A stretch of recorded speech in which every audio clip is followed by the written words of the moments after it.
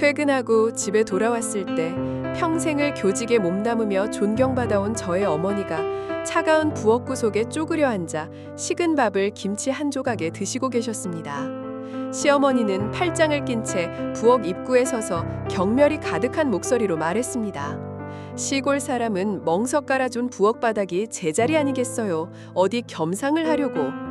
제 아들, 어머니가 그토록 보고 싶어 하던 외손자는 할머니에게 가고 싶다며 울고 있었지만 시어머니는 아이를 꽉 붙들고 있었습니다.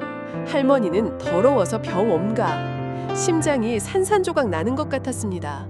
대체 왜 그들을 돕기 위해 시골에서 한 걸음에 달려오신 제 어머니가 이런 끔찍한 수모를 당해야만 하는 것일까요? 제 이름은 김지은, 35살의 초등학교 교사입니다. 저는 사랑하는 남자와 결혼했고 토끼 같은 아들도 하나 있습니다. 사람들은 모두 제가 성공한 인생을 살고 있다고 말합니다.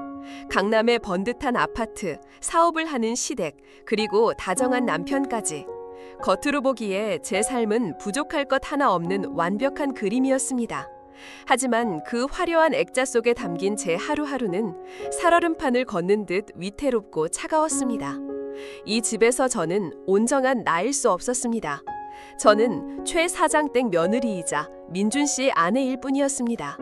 숨소리마저 조심하며 시어머니의 비위를 맞추고 시댁의 높은 격에 맞는 며느리가 되기 위해 부단히 애써야 했습니다. 역시 배운 사람은 다르다는 시어머니의 칭찬 한마디에 안도하고 어디 근본 없는 집안 티를 낸다는 비아냥에 밤새 잠을 설치는 것이 제 일상이었습니다. 반면 제 어머니 오숙자 여사님은 저와는 정반대의 삶을 사셨습니다. 어머니는 평생을 시골 마을의 작은 학교에서 아이들을 가르치다 교장으로 정년 퇴임하셨습니다. 아버지가 돌아가신 후 어머니는 오래된 한옥을 혼자 지키며 책을 읽고 난을 치는 소박하지만 기품 있는 삶을 살고 계셨습니다. 어머니의 집에는 화려한 장식품 대신 묵향과 세월의 흔적이 깃든 고서들이 가득했습니다. 어머니는 제게 언제나 넘어지지 않는 자존심의 상징과도 같은 분이셨습니다. 그런 어머니께서 며칠 전 바리바리 짐을 싸서 서울로 올라오셨습니다. 제가 얼마 전 남편과 통화하며 요즘 아버님 회사 사정이 좋지 않아 어머님이 많이 예민해지셨다고 무심코 푸념을 늘어놓았던 것을 마음에 담아두셨던 모양입니다. 지은아, 이럴 때일수록 어른이 힘이 되어주어야지. 손주 녀석도 보고 싶고. 어머니는 손수 담근 된장과 고추장 그리고 귀한 약초들을 한가득 싸들고 오셨습니다. 그 투박한 보따리에는 사위네의 어려움을 조금이나마 돕고 싶은 어머니의 따뜻한 마음이 담겨 있었습니다. 저는 그런 어머니의 마음이 너무나 감사하면서도 한편으로는 불안했습니다. 물과 기름처럼 섞일 수 없는 저희 시어머니와 친정어머니의 만남이 어떤 결과를 낳을지 저는 두려웠습니다. 아니나 다를까 불길한 예감은 틀리지 않았습니다. 어머니가 현관문을 들어서는 순간부터 보이지 않는 전쟁은 시작되었습니다. 시어머니는 어머니의 보따리를 아래 위로 훑어보시더니 코웃음을 치며 말했습니다. 어머나 사부인, 요즘 세상에 누가 이런 걸 손으로 들고 다녀요. 백화점에 가면 훨씬 깨끗하고 좋은 것들이 널렸는데. 어머니는 그저 온화하게 웃으며 대답하셨습니다. 그래도 자식 먹일 건데 제 손으로 직접 해야 마음이 놓여서요. 최근 들어 시댁의 분위기는 그 어느 때보다도 흉흉했습니다. 아버님의 건설회사가 심각한 자금난에 따졌다는 소문이 파다했습니다. 밤늦게까지 아버님과 남편이 서재에서 심각한 얼굴로 회의를 하는 날이 잦아졌고 시어머니는 그 스트레스를 모두 제게 푸는 듯 했습니다. 사소한 실수 하나에도 불호령이 떨어졌고 특히 제 출신에 대한 비난이 잦아졌습니다. 이래서 근본 있는 집안을 들여야 하는 건데 너희 집처럼 배운 것만으로는 안 돼. 위기를 헤쳐나갈 힘이 없잖아. 시어머니가 말하는 힘이란 결국 돈과 인맥을 의미하는 것이었습니다. 저는 그 모욕적인 말을 들을 때마다 입술을 깨물며 참아야 했습니다. 그런 와중에 어머니께서 상경하신 것입니다. 어머니는 시댁의 이런 사정을 전혀 모르셨습니다. 그저 순수한 마음으로 사돈의 어려움을 돕고 외손주를 보러 오신 것뿐이었습니다. 저는 훗날 어머니의 고백을 듣고 나서야 그날의 한 장면을 다시 떠올리게 되었습니다. 아주 오래전 제가 아직 어렸을 때의 기억입니다. 아버지가 돌아가시고 얼마 안 되었을 때 험상궂은 남자들이 학교로 찾아와 빚을 갚으라며 행패를 부린 적이 있었습니다. 아버지가 남긴 빚이었습니다. 그때 교장 선생님이셨던 어머니는 조금도 두려워하는 기색 없이 그들 앞에 서셨습니다. 그리고 법 조항들을 하나하나 짚어가며 그들의 불법적인 채권 추심 행위를 논리적으로 반박하셨습니다. 어머니의 당당하고 지적인 기세에 눌려 그들은 결국 아무 소리도 못하고 물러났습니다. 그때 저는 처음으로 제 어머니의 소박한 교사복 안에 강철과도 같은 강인함과 날카로운 지성이 숨겨져 있다는 것을 어렴풋이 느꼈습니다. 하지만 결혼 후 시댁의 위세에 눌려 지내는 동안 저는 어머니의 그 강인한 모습을 까맣게 잊고 있었습니다. 저는 그저 시골의 가난한 교사 출신인 제 어머니가 부유한 시댁 앞에서 주눅들지 않을까, 상처받지 않을까 하는 어리석은 걱정만 하고 있었던 것입니다. 그 위대한 힘이 곧 이 집안 전체를 뒤흔들게 될 것이라는 사실은 꿈에도 상상하지 못한 채 말입니다. 어머니가 서울에 머무시는 동안 저희 집은 보이지 않는 전쟁터가 되었습니다. 시어머니는 단 한순간도 경계를 늦추지 않고 어머니의 모든 것을 트집잡고 비난하며 자신의 우월함을 과시하려 했습니다. 그것은 교양 있는 사모님의 모습 뒤에 숨겨진 잔인하고 유치한 괴롭힘이었습니다. 전쟁은 식탁에서부터 시작되었습니다. 저희 시댁은 언제나 완벽하게 차려진 서양식 식사를 즐겼습니다. 잘 깎인 은수저와 포크, 테이블 중앙을 장식하는 화려한 꽃, 그리고 값비싼 와인까지. 하지만 어머니는 평생을 숟가락과 젓가락으로 식사해 오신 분이었습니다. 나이프와 포크를 사용하는 것이 서툴 수밖에 없었습니다. 어머니가 조심스럽게 스테이크를 자르려다 포크가 접시 가장자리에 부딪히며 쨍 하는 날카로운 소리를 냈습니다. 순간 식탁의 모든 대화가 멎었습니다. 시어머니는 기다렸다는 듯이 날카로운 목소리로 쏘아붙였습니다. 어머나, 샤부인, 그렇게 드시면 어떡해요? 접시 깨지겠네. 민준 아빠가 이탈리아에서 직접 공수해온 하나에 100만 원도 넘는 귀한 건데. 그 말에 어머니의 얼굴이 굳어졌습니다.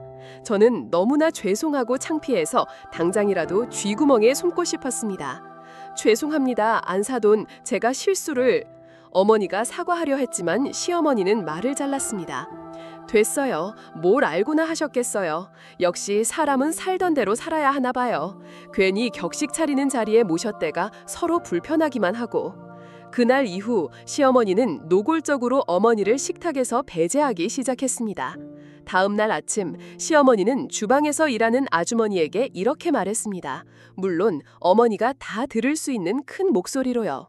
김 여사, 앞으로는 사부인 식사는 따로 차려서 부엌에서 드시게 해. 괜히 불편하게 식탁에 앉아 계시지 말고 드시고 싶어 하시는 된장찌개랑 나물 같은 거 차려드리라고. 그 편이 사부인도 더 편하실 거야. 그것은 배려를 가장한 명백한 차별이었습니다. 저는 참다 못해 시어머니에게 항의했습니다.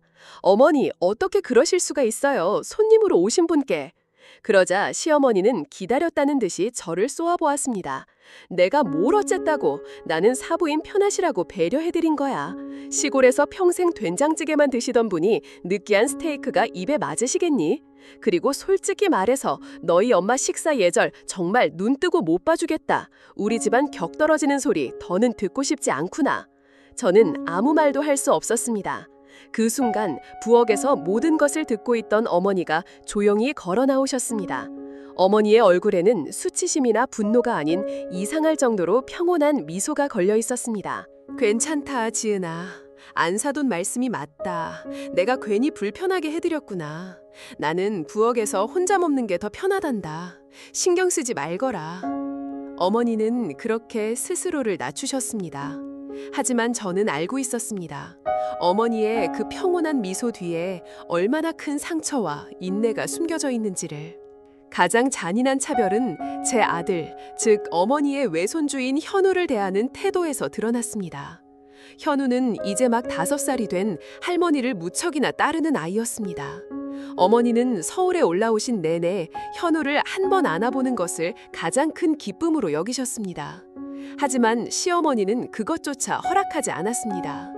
어머니가 현우를 안으려고 할 때마다 시어머니는 마치 전염병 환자를 대하듯 아이를 낚아채 갔습니다. 안 돼, 현우야. 할머니한테 가면. 왜요, 할머니? 할머니는 시골에서 오셔서 몸에 나쁜 균이 많을 수도 있어. 우리 현우는 소중하니까 병균 옮기면 안 되지. 그 말은 제 어머니의 존재 자체를 더러운 것으로 규정하는 끔찍한 모욕이었습니다. 어머니는 더 이상 현우를 안아보려 하지 않았습니다. 그저 멀찍이 서서 애틋한 눈으로 손주를 바라볼 뿐이었습니다. 아이는 아무것도 모른 채 할머니, 할머니 하고 외치며 다가가려 했지만 그때마다 시어머니의 차가운 손에 가로막혔습니다. 저는 매일 밤 남편 민준이에게 이 모든 부당함을 토로했습니다. 여보, 어머니가 너무 심하신 거 아니야? 우리 엄마한테 어떻게 이럴 수가 있어? 당신도 봤잖아. 하지만 남편의 반응은 언제나 저를 절망하게 만들었습니다. 그는 깊은 한숨을 내쉬며 저를 달래려 할 뿐이었습니다. 지은아, 미안해. 내가 대신 사과할게. 그런데 요즘 엄마 회사 일 때문에 정말 예민하셔서 그래. 아버님 사업이 거의 부도 직전이야. 그런 상황이니 엄마 눈에는 모든 게 다 거슬려 보이시는 거겠지. 당신이 조금만, 아주 조금만 더 이해해주면 안 될까? 남편은 결코 자신의 어머니에게 맞서려 하지 않았습니다. 그는 언제나 상황과 이해라는 단어 뒤에 숨어 이 모든 부당함을 방관하고 있었습니다. 그에게 장모님이 겪는 수모는 자신의 어머니가 겪는 스트레스보다 덜 중요한 문제였습니다. 그의 침묵은 시어머니의 폭력에 동조하는 것과 다름없었습니다. 어머니가 서울에 오신 지 닷새째 되던 날이었습니다. 그날은 시아버님의 생신이었습니다. 저녁에는 중요한 손님들이 오기로 되어 있었습니다.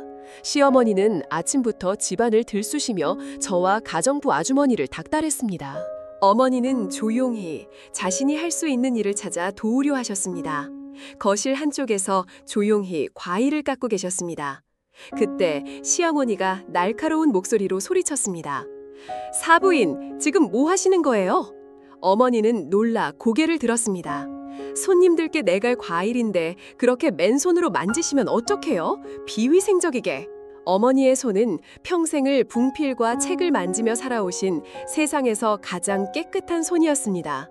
하지만 시어머니의 눈에는 그저 시골에서 올라온 더러운 손일 뿐이었습니다. 죄송합니다. 제가 생각이 짧아. 어머니의 사과가 채 끝나기도 전에 시어머니는 어머니의 손에 들려있던 과도와 사과를 빼앗아 쓰레기통에 던져버렸습니다. 이건 버려야겠네. 찝찝해서 어디 손님상에 내놓겠어요. 사두이는 그냥 아무것도 하지 마시고 부엌에 가만히 앉아 계세요. 그게 도와주시는 거예요. 그 순간 저는 제 안에서 무언가 툭 하고 끊어지는 소리를 들었습니다. 저는 더 이상 참을 수 없었습니다. 어머니, 제가 차가운 목소리로 시어머니를 불렀습니다. 지금 저희 엄마한테 무슨 짓을 하시는 거예요? 그러자 시어머니는 기다렸다는 듯이 제게 모든 분노를 쏟아냈습니다. 네가 뭘 안다고 소리를 질러. 이 집안이 지금 어떤 상황인지 알기나 해. 네 친정에서는 단돈 10만 원 한 장 보태준 적 있어? 아무짝에도 쓸모없는 것들이 와서 분란만 일으키고 있어. 그때였습니다. 이 모든 상황을 침묵 속에서 지켜보고만 있던 어머니가 조용히 입을 열었습니다. 안사돈. 어머니의 목소리는 낮고 조용했지만 이상하게도 집안 전체를 울리는 힘이 있었습니다. 제가 그렇게 쓸모없는 사람으로 보이십니까? 시어머니는 어이없다는 듯 코웃음을 쳤습니다. 그럼 아니에요.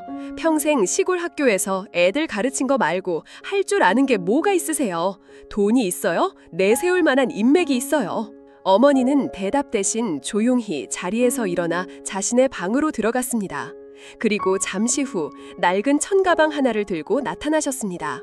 그리고 그 가방을 거실 테이블 위에 올려놓으셨습니다. 가방 안에서 나온 것은 옷가지가 아니었습니다.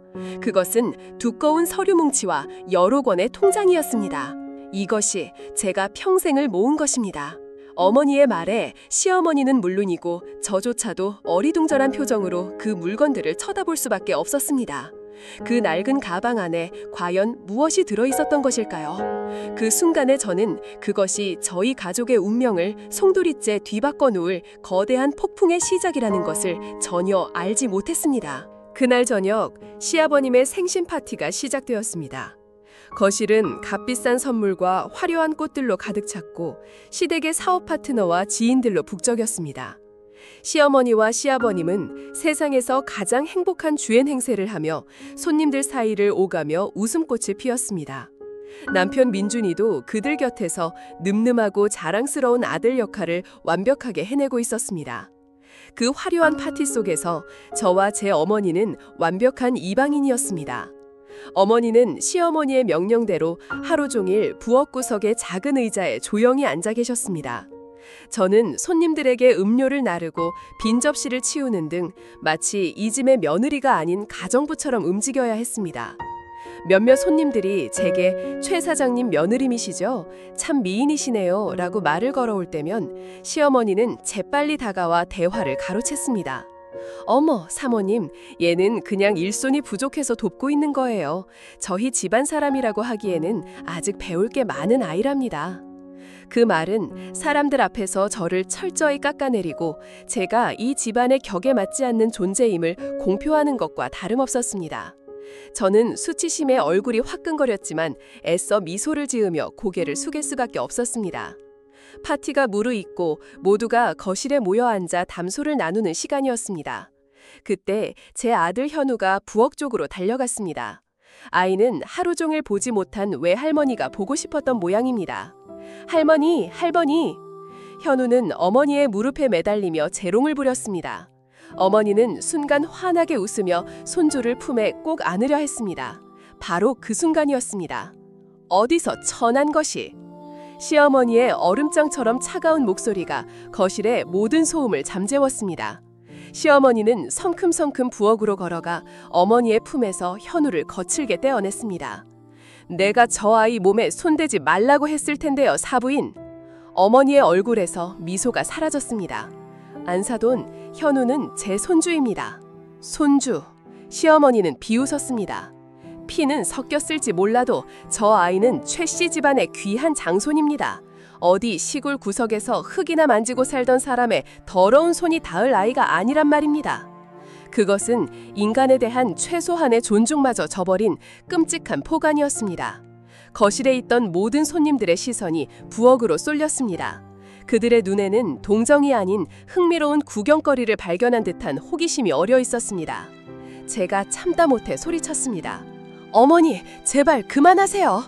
그러자 시어머니는 기다렸다는 듯이 모든 분노의 화살을 제게로 돌렸습니다. 네가 뭘 안다고 끼어들어. 이 모든 게 다 너 때문이다. 근본도 없는 너를 며느리로 들인 게 내 인생 최악의 실수야. 이 집안이 이렇게 어려워진 것도 다 네가 들어오고 나서부터야. 너는 이 집안의 불행을 몰고 온 재앙덩어리야. 그때 현관문이 열리며 퇴근한 남편 민준이가 들어왔습니다.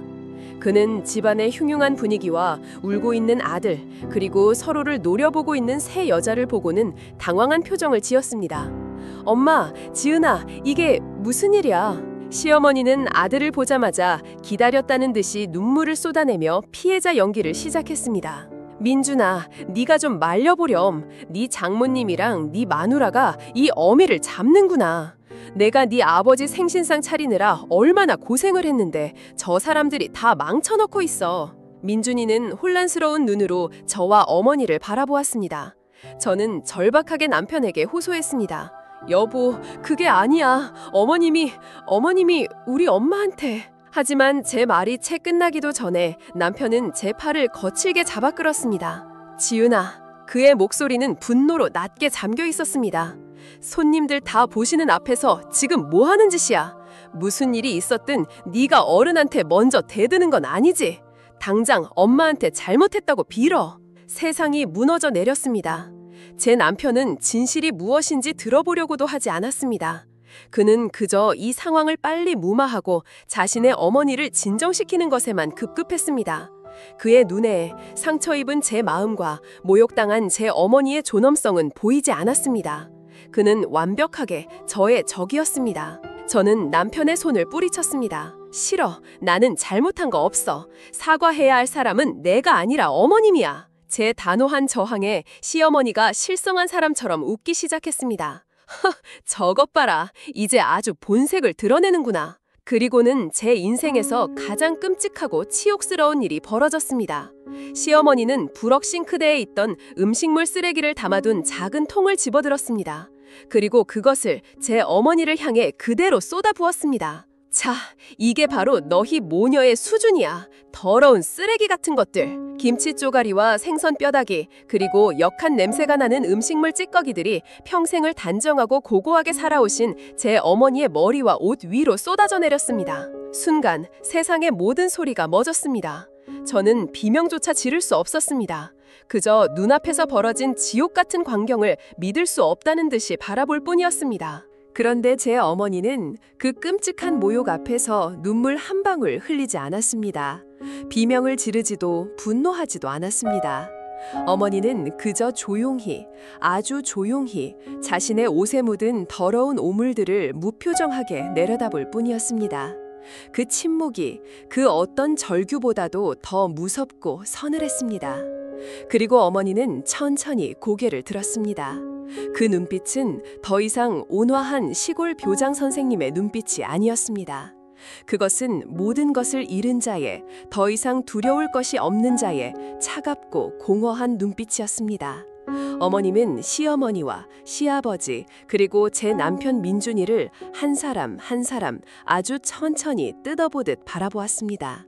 마치 그들의 추악한 얼굴을 영원히 기억 속에 새겨두려는 듯이. 그리고 마지막으로 저를 돌아보았습니다. 그 눈빛은 제게 이렇게 말하고 있었습니다. 지은아, 이제 다 끝났다. 그 순간 저는 깨달았습니다. 어머니의 인내가 마침내 바닥을 드러냈다는 것을.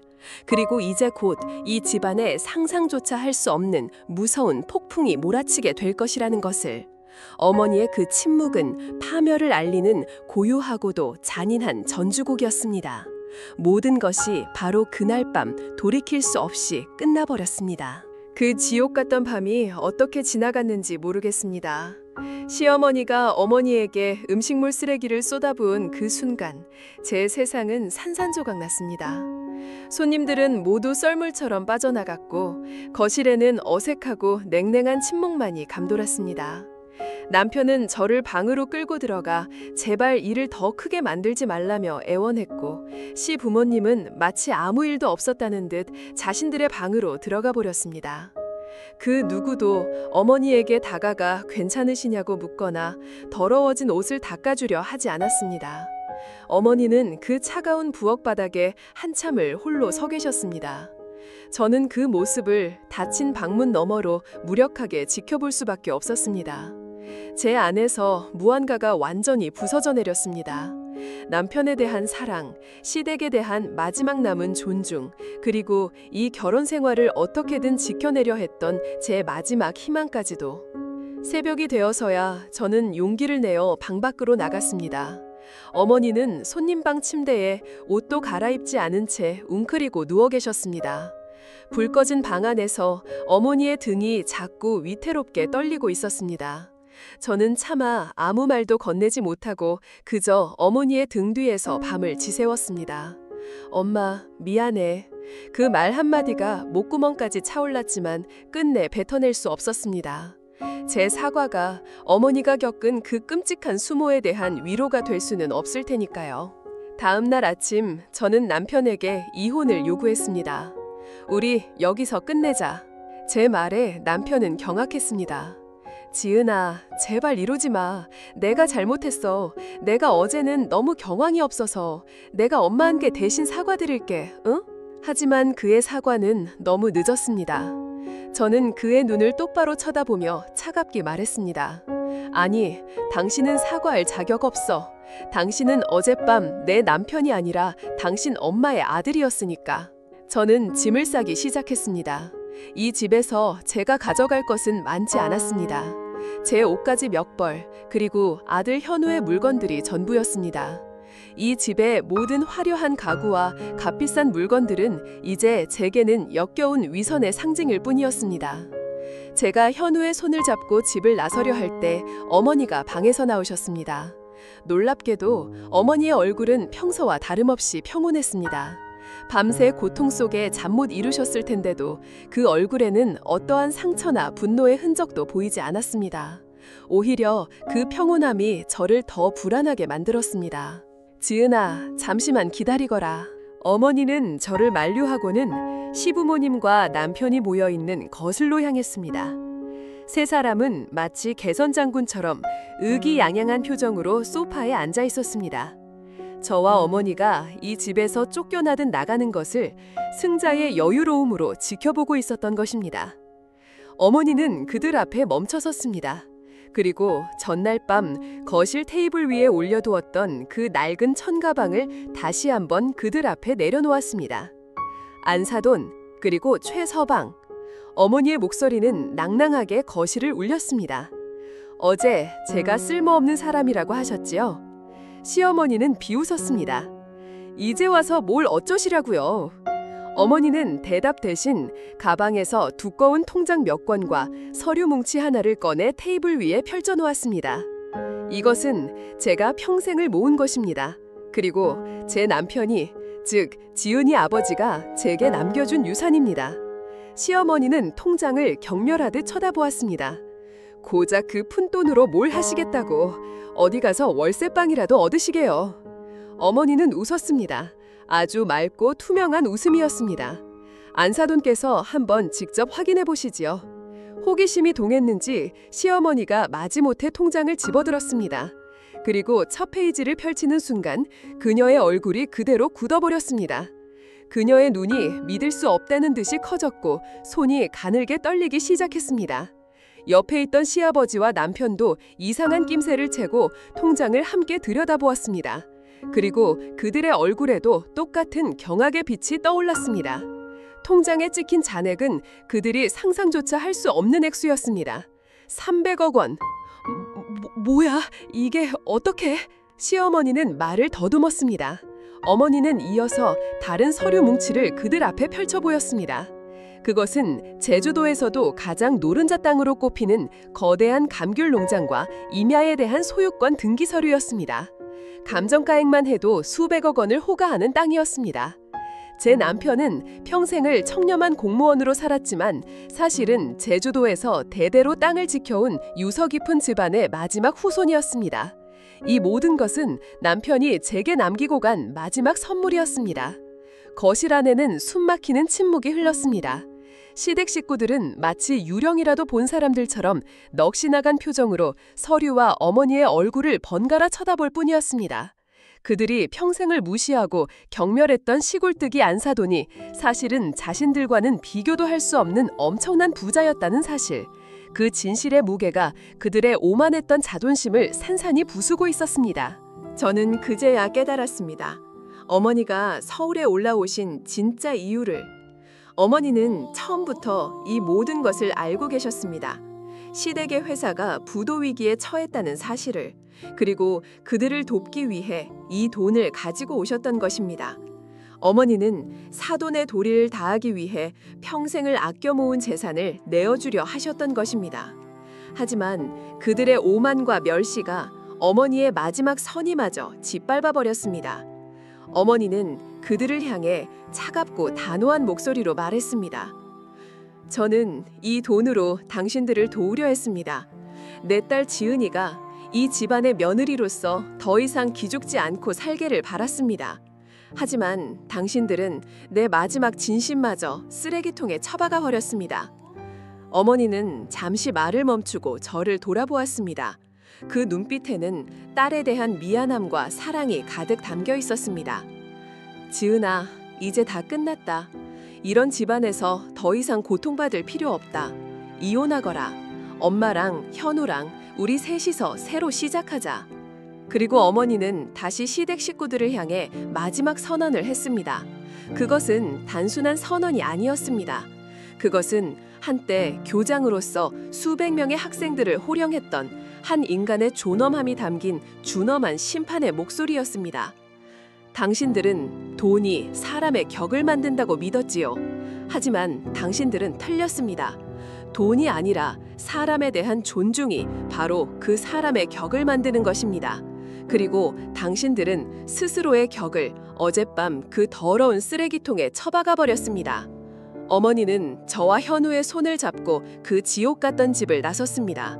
등 뒤에서 시어머니가 사부인 잠시만요 하고 외치는 소리가 들려왔지만 저희는 단 한 번도 뒤돌아보지 않았습니다. 밖으로 나오자 눈부신 아침 햇살이 저희를 맞이했습니다. 저는 눈물이 쏟아지는 것을 참을 수 없었습니다. 그것은 슬픔의 눈물이 아니었습니다. 억압과 굴욕의 시간에서 벗어난 해방의 눈물이었습니다. 그리고 제 옆에 선 어머니의 얼굴 위로도 한 줄기 눈물이 조용히 흘러내리고 있었습니다. 어머니 역시 평생을 짓누르던 무거운 짐을 비로소 내려놓으신 것이었습니다. 하지만 그것은 끝이 아니었습니다. 어머니의 진짜 복수는 아직 시작조차 하지 않았다는 사실을 그때 저는 미처 알지 못했습니다. 호텔로 돌아온 그날 밤 어머니는 제게 더 충격적인 진실을 털어놓았습니다. 지은아, 사실 네 시아버지의 회사를 위기에 빠뜨린 사람이 바로 나란다. 그 말과 함께 어머니는 제게 또 다른 서류 뭉치를 보여주었습니다. 그것은 제 외삼촌, 즉 어머니의 남동생에 관한 것이었습니다. 그리고 그 서류들은 이 모든 비극의 시작점에 숨겨져 있던 끔찍한 진실을 담고 있었습니다. 그날 밤 호텔방의 고요함 속에서 어머니가 꺼내놓은 이야기는 제가 지금까지 알고 있던 세상을 송두리째 뒤흔들었습니다. 어머니의 남동생, 즉 저의 외삼촌은 제가 아주 어렸을 때 돌아가셔서 제 기억 속에는 희미한 사진으로만 남아있는 분이었습니다. 저는 그저 외삼촌이 젊은 나이에 불의의 사고로 돌아가셨다고만 알고 있었습니다. 아니야, 지은아, 네 외삼촌은 사고로 죽은 게 아니다. 어머니의 목소리는 낮고 단단했습니다. 그 안에는 수십 년간 억눌러온 깊은 한과 분노가 서려 있었습니다.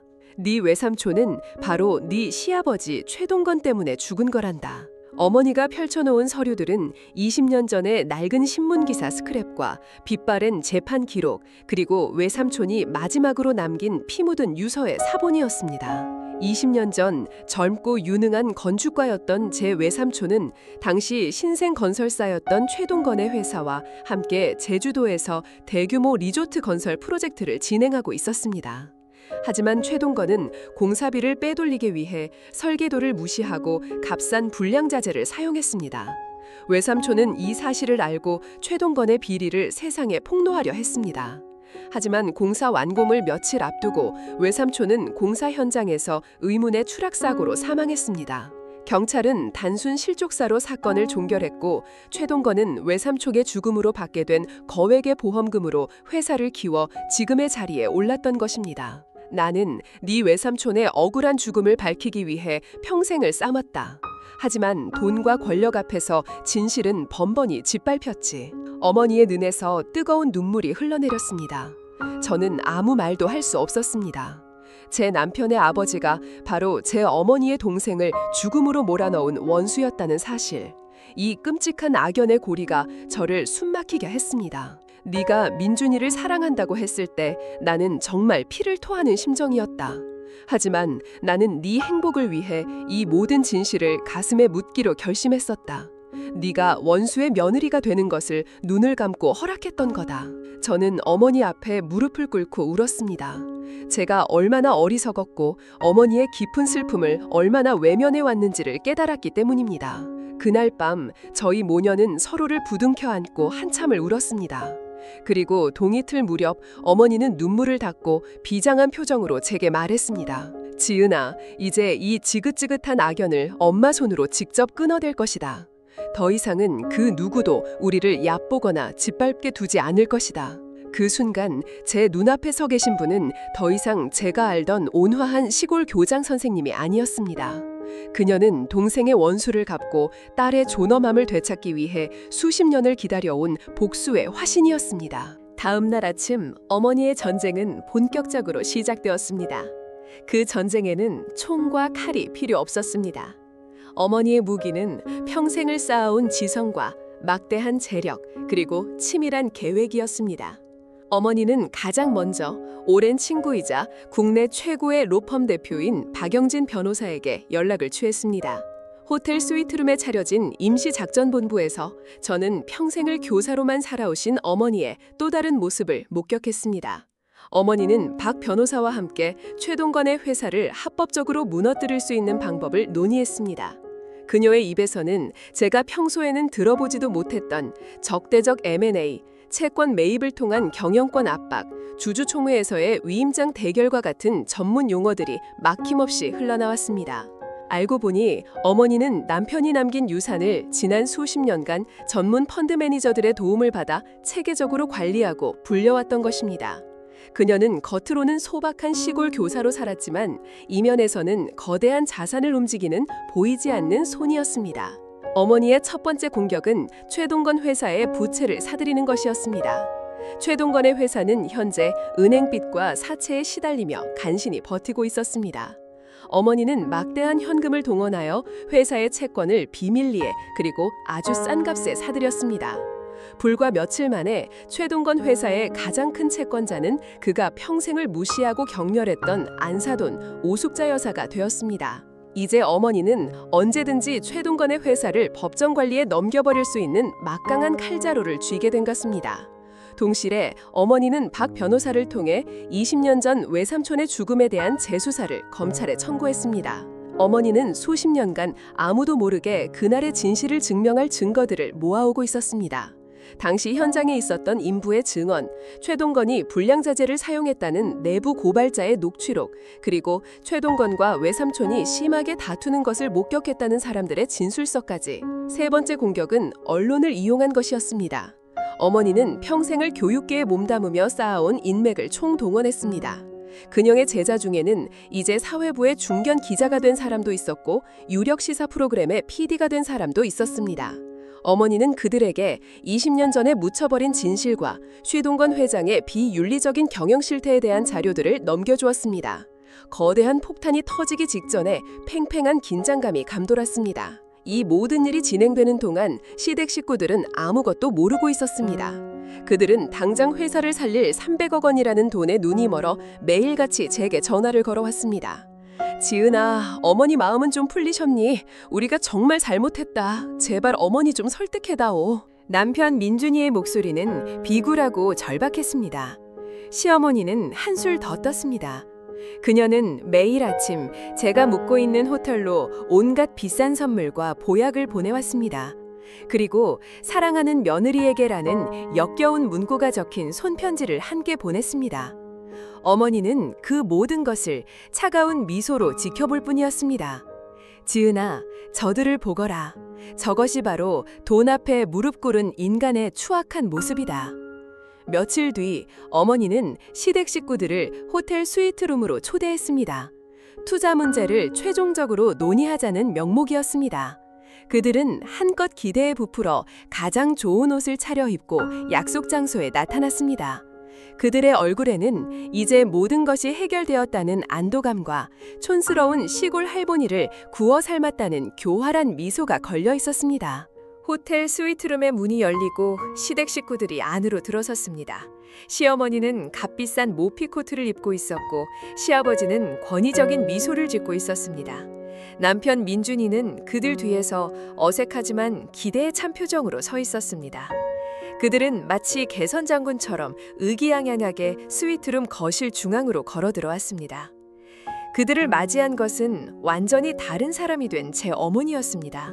며칠 전까지만 해도 낡고 허름한 시골 할머니의 모습이었던 어머니는 이제 고급스러운 실크 블라우스와 단정한 정장 치마 차림이었습니다.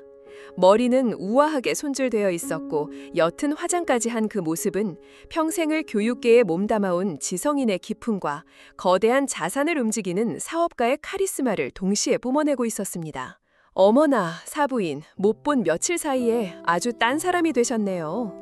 시어머니가 어색한 웃음을 지으며 말했습니다. 그녀는 어머니의 변화에 당황하면서도 애써 여유를 되찾으려 했습니다.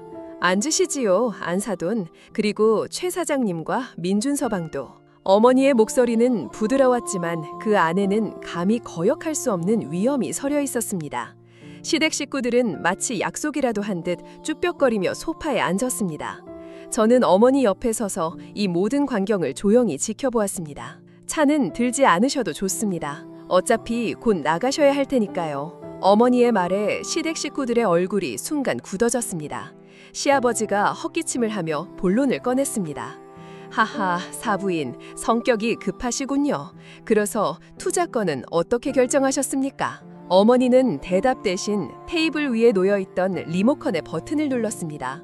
그러자 그들의 등 뒤에 있던 거대한 벽걸이 TV 화면이 켜졌습니다. 화면에 처음 나타난 것은 며칠 전 저희 집 부엌의 모습이었습니다. 화면 속에서 시어머니가 제 어머니를 향해 음식물 쓰레기를 쏟아붓고 있었습니다. 이게 바로 너희 모녀의 수준이야. 더러운 쓰레기 같은 것들. 시어머니의 추악한 목소리가 최고급 오디오 시스템을 통해 스위트룸 안에 생생하게 울려 퍼졌습니다. 시어머니의 얼굴이 하얗게 질렸습니다. 이게 뭐야? 누가 이런 걸? 어머니는 아무 말 없이 다음 영상을 재생했습니다. 이번에는 거실의 모습이었습니다. 화면 속에서 제 남편 민준이가 저를 향해 소리치고 있었습니다. 손님들 다 보시는 앞에서 지금 뭐 하는 짓이야? 당장 엄마한테 잘못했다고 빌어. 남편의 얼굴이 잿빛으로 변했습니다. 그는 고개를 푹 숙인 채 감히 저와 어머니를 쳐다보지도 못했습니다. TV 화면은 계속해서 지난 며칠간 그들이 제게 보냈던 비굴한 메시지들과 제게 전화를 걸어 애원하던 통화 녹음들을 보여주었습니다. 그들의 위선과 탐욕이 만천하에 적나라하게 드러나고 있었습니다.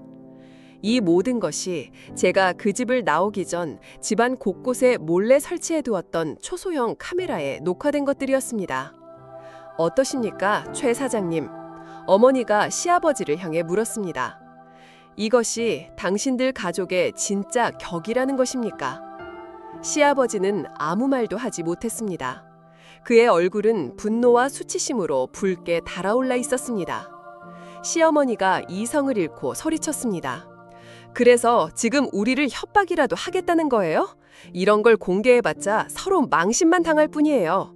우리가 원하는 건 돈이고 당신이 원하는 건 사과 아니에요? 300억 원만 주면 우리가 무릎이라도 꿇고 빌어줄 테니 어서! 그 뻔뻔한 태도에 저는 치가 떨렸습니다. 하지만 어머니는 여전히 평온했습니다. 안사돈, 큰 착각을 하셨군요. 저는 당신들의 사과 따위에는 조금도 관심이 없습니다. 그리고 저는 당신들에게 돈을 빌려주러 온 것이 아닙니다. 네? 정확히 말하면 돈을 받으러 온 것이지요. 그 말이 무슨 뜻인지 시댁 식구들은 이해하지 못했습니다. 바로 그때 스위트룸 문이 열리고 박영진 변호사가 안으로 들어왔습니다. 그의 손에는 두툼한 서류 뭉치가 들려 있었습니다. 안녕하십니까, 최동건 사장님, 윤명희 여사님. 박 변호사는 정중하게 인사하고는 서류를 테이블 위에 내려놓았습니다. 저는 오숙자 여사님의 법률 대리인 박영진 변호사라고 합니다. 지금부터 여사님의 뜻을 대신하여 몇 가지 사항을 통보해드리겠습니다. 박 변호사는 첫 번째 서류를 집어들었습니다. 첫째, 최동건 사장님께서 경영하시는 동건건설의 총 부채 85%에 해당하는 채권을 오숙자 여사님께서 합법적으로 모두 인수하셨습니다. 따라서 오늘부로 동건건설의 최대 채권자는 오숙자 여사님이 되셨습니다. 청천벽력과도 같은 소식이었습니다. 시아버지의 입이 떡 벌어졌습니다. 그게 무슨 소리요? 쉽게 말해 이제 당신 회사의 운명은 바로 내 손에 달려있다는 뜻입니다. 어머니가 차갑게 말했습니다. 내가 당장 내일이라도 당신 회사를 부도 처리해버릴 수 있다는 말이지요. 시아버지가 소파 위로 쓰러지듯 주저앉았습니다. 시어머니와 남편도 넋이 나간 표정으로 서 있을 뿐이었습니다. 박 변호사는 이어서 두 번째 서류를 꺼내들었습니다. 둘째, 오숙자 여사님께서는 며느님이신 김지연 씨에 대한 시어머니 윤명희 여사님의 상습적인 모욕과 학대에 대해 심각한 정신적 피해를 입으셨습니다. 이에 따라 윤명희 여사님을 상대로 거액의 위자료 청구 소송을 제기할 예정입니다. 아까 보신 영상들이 아주 훌륭한 증거가 될 것 같습니다. 시어머니의 얼굴이 사색이 되었습니다. 마지막으로 박 변호사는 제 남편 민준이를 향해 말했습니다. 최민준 씨, 당신의 아내이자 오숙자 여사님의 따님이신 김지은 씨께서 당신을 상대로 이혼 소송을 제기하기로 결정하셨습니다. 저는 아무 말 없이 제 손에서 결혼 반지를 빼내어 테이블 위로 굴렸습니다. 반지가 차가운 대리석 위를 구르며 내는 소리가 우리 결혼 생활의 끝을 알리는 조종처럼 들렸습니다. 이혼의 귀책 사유는 전적으로 최민준 씨와 그 어머니에게 있으므로 재산 분할과 위자료 그리고 아들 최현우 군에 대한 양육권은 모두 김지은 씨에게 유리하게 진행될 것입니다. 모든 것이 끝났습니다. 불과 10분 만에 그들이 평생을 쌓아올린 부와 명예 그리고 가족이라는 울타리가 완벽하게 무너져 내렸습니다. 자, 이제 볼 일은 다 끝난 것 같군요. 어머니가 자리에서 일어섰습니다. 나가주시지요. 이 방은 당신들 같은 사람들이 머물기에는 너무나 과분한 곳이니. 시댁 식구들은 아무 말도 하지 못하고 유령처럼 넋이 나간 사람들처럼 비틀거리며 스위트룸을 빠져나갔습니다. 그들의 등 뒤로 문이 닫히는 순간 저는 참고 있던 눈물을 터뜨리고 말았습니다. 어머니는 그런 저를 아무 말 없이 따뜻하게 안아주셨습니다. 호텔 스위트룸에서의 폭풍 같은 시간이 지나고 며칠 뒤 저는 박 변호사님과 함께 법원에 이혼 서류를 정식으로 제출했습니다. 제 마음은 이상할 정도로 평온했습니다. 더 이상 미련도 후회도 없었습니다. 제 인생의 가장 큰 오점을 도려내는 아프지만 반드시 필요한 수술을 하는 기분이었습니다. 예상대로 시댁은 무너져 내리기 시작했습니다. 어머니가 최대 채권자라는 사실이 알려지자 동건건설의 주가는 폭락했고 거래처들은 등을 돌렸습니다. 회사는 부도 직전의 위기에 내몰렸습니다. 시아버지는 회사를 살리기 위해 백방으로 뛰어다녔지만 이미 기울어진 배를 바로 세우기에는 역부족이었습니다. 시어머니는 저와 어머니에게 매일같이 저주에 가까운 문자를 보내왔습니다. 이 독한 것들 천벌을 받을 것이다 라는 내용이 대부분이었습니다. 하지만 그 발악은 벼랑 끝에 몰린 자의 처절한 비명에 불과했습니다. 남편 민준이는 폐인처럼 지냈습니다. 그는 집에도 들어오지 않고 매일 술로 밤을 지새운다고 했습니다. 가끔씩 제게 전화를 걸어 울며 불며 용서를 빌었지만 저는 단 한 번도 받지 않았습니다. 그에게는 이제 저를 붙잡을 자격도 용서를 구할 자격도 없었습니다. 마침내 어머니의 마지막 공격이 시작되었습니다. 어머니는 기자회견을 자청했습니다. 평생을 조용히 살아오신 분이 스스로 세상의 주목을 받지로 결심한 것이었습니다. 기자회견장에는 수많은 기자들이 몰려들었고 모든 방송사의 카메라가 어머니를 향해 있었습니다. 저는 무대 뒤에서 떨리는 마음으로 어머니를 지켜보았습니다. 단상 위에 선 어머니는 더 이상 시골의 평범한 할머니가 아니었습니다. 수십 년간 억눌러온 진실을 밝히기 위해 세상에 나선 용기 있는 투사였습니다. 어머니는 마이크 앞에 서서 20년 전의 그날 제주도 리조트 건설 현장에서 벌어졌던 비극적인 사건에 대해 차분하고 논리적으로 설명하기 시작했습니다. 제 동생은 단순한 사고로 죽은 것이 아닙니다. 그는 자신의 신념을 지키려다 돈과 탐욕에 눈이 먼 한 남사에 의해 희생되었습니다. 제 동생은 단순한 사고로 죽은 것이 아닙니다. 그는 자신의 신념을 지키려다 돈과 탐욕에 눈이 먼 한 남자에 의해 희생되었습니다. 어머니는 준비해온 모든 증거 자료들을 공개했습니다.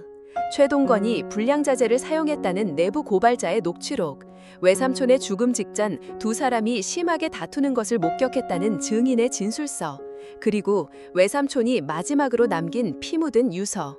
누나, 미안해. 나는 타협할 수 없었어. 이 건물은 무너질 거야. 그리고 수많은 사람들이 다치게 될 거야. 내가 막아야 해. 만약 내가 잘못되면 최동건 사장을 용서하지 마. 유서의 내용이 대형 스크린에 떠오르는 순간 기자회견장 안은 충격으로 술렁이기 시작했습니다. 어머니의 기자회견은 대한민국 사회 전체를 뒤흔들었습니다. 20년 전에 묻혀버린 의문사가 다시 수면 위로 떠올랐고 동건건설의 비윤리적인 경영 실태는 국민적인 공분을 샀습니다. 검찰은 즉시 재수사에 착수했고 시아버지 최동건은 살인교사 및 업무상 과실치사 혐의로 긴급 체포되었습니다. 모든 것이 끝났습니다. 시아버지는 감옥에 갇혔고 회사는 결국 파산했습니다. 시어머니는 거액의 위자료를 물어주느라 평생을 자랑하던 강남의 아파트마저 헐값에 팔아넘기고 초라한 월세방으로 쫓겨났습니다. 남편 민준이는 이혼 소송에서 완전히 패소하여 재산은 물론 아들 현우의 양육권까지 모두 제게 빼앗겼습니다. 그들이 평생을 쌓아올린 오만한 성은 모래성처럼 허무하게 무너져 내렸습니다. 며칠 뒤 저는 마지막으로 남편을 만나기 위해 그가 머물고 있는 작은 오피스텔로 찾아갔습니다. 한때는 명품 옷으로 치장했던 그는 이제는 수염도 깎지 않은 초라한 모습으로 저를 맞았습니다. 왜 왔어? 그의 목소리는 텅 비어 있었습니다. 이거 주려고. 저는 이혼 합의서와 함께 작은 통장 하나를 그에게 건넸습니다. 이게 뭐야? 당신이 다시 시작할 수 있는 최소한의 자금이야. 현우 아빠로서 당신에게 주는 내 마지막 배려이기도 하고. 통장에는 제가 위자료로 받은 돈의 아주 작은 일부가 들어 있었습니다. 그리고 저는 낡은 사진 한 장을 꺼내 그에게 보여주었습니다.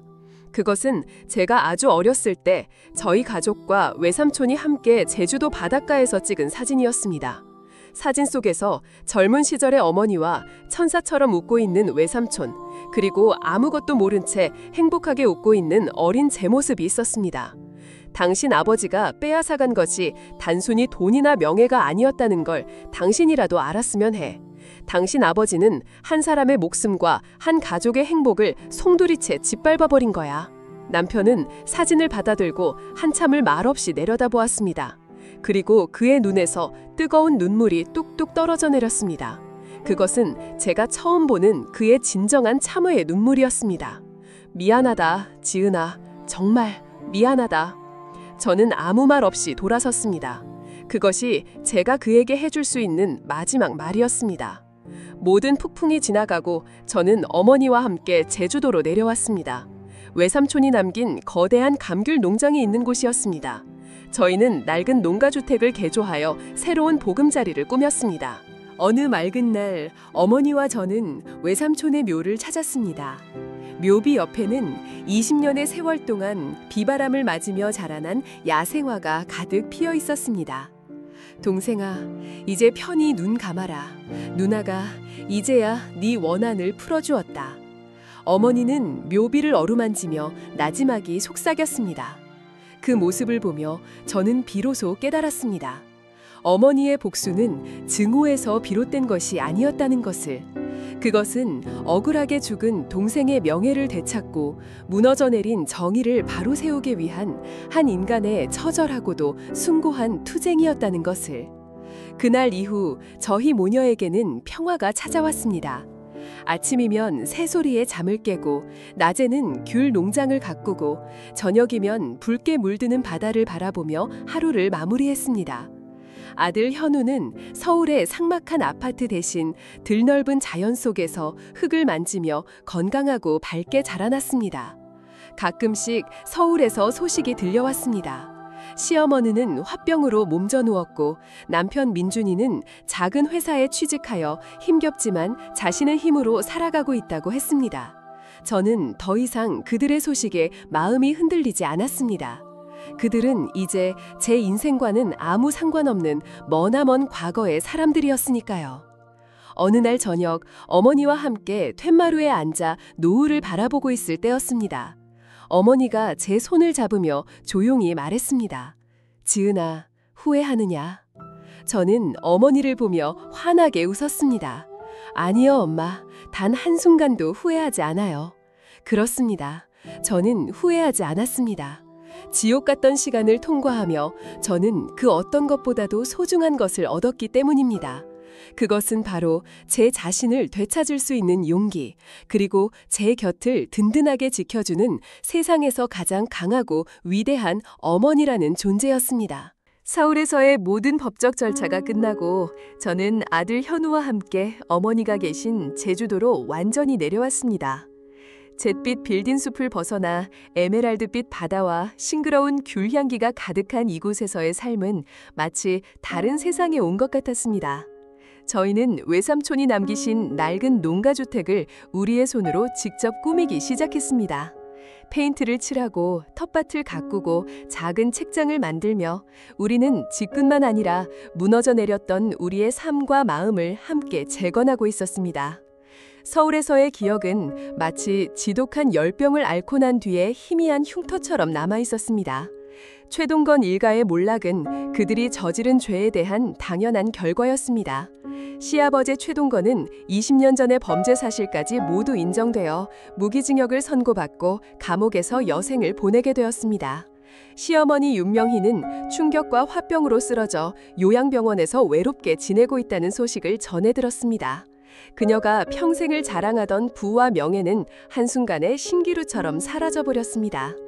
가장 제 마음을 무겁게 했던 것은 전 남편 민준이의 소식이었습니다. 그는 이혼 후 모든 것을 잃고 작은 원룸에서 혼자 지내고 있다고 했습니다. 가끔씩 그는 제게 긴 문자를 보내왔습니다. 자신의 어리석음을 후회하고 저와 현우에게 용서를 구하는 내용이었습니다. 저는 단 한 번도 답장하지 않았습니다. 용서는 아직 제게 너무나 어려운 단어였습니다.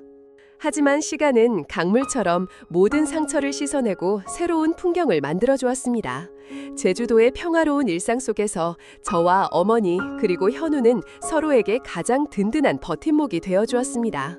아침이면 저희 셋은 함께 텃밭에서 갓 딴 채소로 아침 식사를 준비했고, 낮에는 제가 현우에게 글을 가르치고 어머니는 현우에게 오래된 옛 이야기를 들려주셨습니다. 저녁이면 우리는 함께 바닷가를 산책하며 하루 동안 있었던 소소한 이야기들을 나누었습니다. 그 평범하고 따뜻한 시간 속에서 저는 비로소 진정한 가족의 의미를 깨달았습니다. 그것은 혈연이나 법적인 관계로 묶인 것이 아니라 서로의 아픔을 보듬고 조건 없이 서로의 편이 되어주는 것이었습니다. 어느 날 어머니께서 저를 조용히 부르셨습니다. 지은아, 이제는 그 아이를 용서할 때가 된 것 같구나. 어머니가 말씀하시는 그 아이가 누구인지 저는 알 수 있었습니다. 엄마, 저는 아직... 지은아, 용서는 그 사람을 위해서가 아니라 네 자신을 위해서 하는 것이란다. 미움이라는 무거운 짐을 이제는 내려놓아야지. 그래야 네가 더 멀리, 더 가볍게 날아오를 수 있단다. 어머니의 지혜로운 말씀에 저는 한참을 생각에 잠겼습니다. 그리고 며칠 뒤 저는 현우의 손을 잡고 1년 만에 처음으로 서울로 향했습니다. 민준이가 살고 있는 원룸은 생각보다 더 좁고 초라했습니다. 문을 열고 나온 그는 저와 현우를 보고는 깜짝 놀라 그 자리에 굳어버렸습니다. 1년 사이에 그는 많이 늙고 수척해져 있었습니다. 아빠... 현우가 작은 입으로 아빠를 불렀습니다. 그 순간 민준이의 눈에서 뜨거운 눈물이 폭포수처럼 쏟아져 내렸습니다. 그는 현우를 부둥켜 안고 어린 아이처럼 한참을 울었습니다. 미안하다, 아빠가 정말 미안하다 라는 말을 반복하면서 저는 그 모습을 아무 말 없이 지켜보았습니다. 그리고 제 마음속에서 단단하게 얼어붙어 있던 미움의 얼음덩어리가 햇살에 녹아내리듯 스르르 녹아내리는 것을 느꼈습니다. 그날 이후 저희의 관계는 조금씩 변하기 시작했습니다. 민준이는 주말마다 제주도로 내려와 현우를 만났습니다. 그는 더 이상 과거의 부와 명예를 그리워하지 않았습니다. 작은 건설 현장에서 막노동을 하며 자신의 힘으로 땀 흘려 번 돈으로 현우에게 작은 장난감을 사다 주는 것을 가장 큰 기쁨으로 여기는 평범한 아버지가 되어 있었습니다. 저와 민준이는 다시 부부가 될 수는 없었지만 현우의 아빠와 엄마로서 서로를 존중하고 이해하는 좋은 친구가 되었습니다. 그것이 저희가 찾은 최선의 용서와 화해의 방식이었습니다. 한편 어머니는 새로운 꿈을 꾸기 시작했습니다. 어머니는 평생을 바쳐 모으고 지켜낸 재산을 더 의미 있는 곳에 사용하기로 결심했습니다.